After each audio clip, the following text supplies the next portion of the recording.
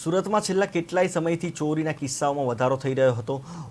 ઉપરી અધિકારીઓના આદેશ બાદ પોલીસે તપાસ હાથ ધરી હતી, જેમાં અલગ અલગ 30 જેટલા ગુમ ચોરી થયેલા મોબાઈલ પોલીસે શોધી કાઢ્યા હતા।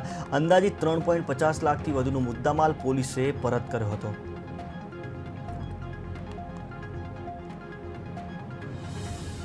કરવામાં આવેલા છે। તેરા તુજકો અર્પણ આ કાર્યક્રમ હેઠળ જે લોકોએ પોતાની કિંમતી વસ્તુઓ કે મોબાઈલો કોઈક જગ્યાએ પડી ગયેલ હોય કે ગુમ થઈ ગયેલ હોય અને મળી ન આવ્યા હોય તે અનુસંધાને પોલીસ સ્ટેશનમાં જાણ કરેલ હોય તે મુજબ અત્રેના કાપોદ્રા પોલીસ સ્ટેશનમાં મે 2024થી લઈને આજ દિન સુધી અને જે મોબાઈલો ગુમ થયેલા અને જે લોકો રૂપિયા આશરે 3.5 લાખ જેટલો મુદ્દામાલ આજરોજ જે અરજદારોના મોબાઈલો ગુમ થયેલા તે અરજદારોને અત્રે પોસ્ટે બોલાવી તેઓનો મુદ્દામાલની સોંપણી કરેલ છે।